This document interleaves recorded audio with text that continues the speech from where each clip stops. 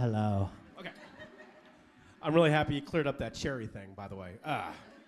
Hey, first and foremost, I want to say thank you for coming out and supporting veterans and their family. I really appreciate it. It's very humbling. It's really great to watch veterans doing positive things in the community. And let's see if I can ruin it. My employer actually told me the other day that they love veterans, right? They were like, you guys are real-world problem solvers. Team players. Understand teamwork. Well, sure. I know most days my personality is that of a honey badger with a urinary tract infection. And there are plenty of times at work that I would like to resolve a interpersonal office conflict by putting a bar of soap in a sock and beating people. So, speaking of which, let's do a little survey here. Who's single? Single? All right. Wow. In a relationship? All right, well, let that be a lesson in life choices. Okay. Now, I think some people who are single think they have more fun, but things aren't as funny. And if you're in a relationship and you're not having fun, then the two of you need to figure out what is funny. And if you're single and you're not having fun and nothing is funny, it's you, okay? So I'm in the relationship category, and I am in my not past the dating phase. Okay, she's sitting in the audience. Okay. And the one thing her and I decided is we cannot call each other boyfriend and girlfriend. When you get 50 plus, it just sounds silly, right? So we are now significant others. She is my soulmate. Isn't that nice? Now, the one thing about my soulmate is she is a natural-born romantic. I would say she's a professional romantic. And as such, she can tell you what is romantic and not romantic. Case in point, the movie Titanic, all right? Now, spoiler alert, it sinks. Okay, so.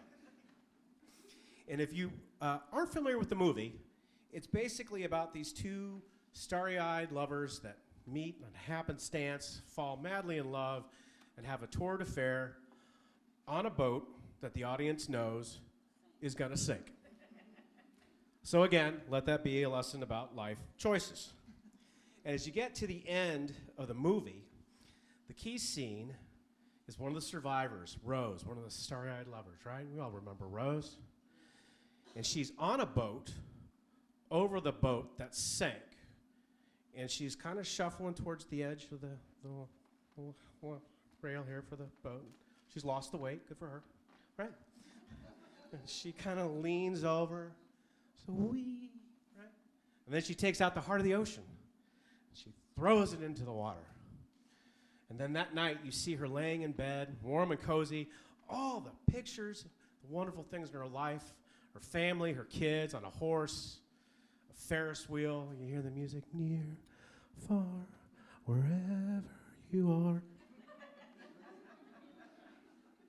Spoiler alert, she dies.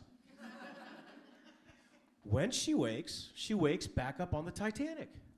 And all the souls that perished there are there to greet her. Smiles on their face, and the grand staircase builds. At the top, you see the clock, and you see her long-lost love, Jack, with his hand out. And I think to myself, my soul must think this rocks. Record scratch. And she says it with a little bit of disdain in her voice. I hate this part. So being a man and wanting to know, I say, why for? Why for you hate part? And I'm kind of paraphrasing here, but she says, the bitch went back to Jack.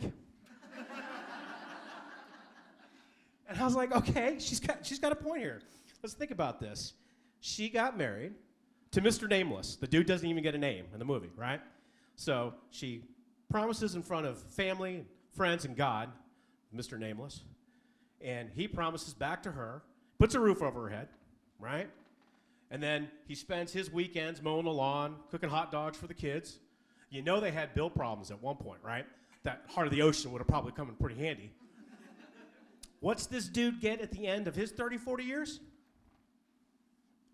I guess he gets eternity with the family dog. And let's think about what Jack did. Now, in my opinion, I think Jack should have just let her jump. It's a first world problem having crybaby, right? If you cannot be happy on a luxury cruise in first class, you can't be happy anywhere. But she didn't jump, right? Jack saves her. What do they spend their time doing? Well, they spend their time spitting off the side of the boat. He takes her to the front of the boat. Kind of dry humps her a little bit and says, "I'm king of the world." Takes her back down to her room, draws her naked, then takes her down into the ship's cargo ship, and wet humps her in the back of a Ford Model T. All things, surprisingly enough, are not romantic to my significant other.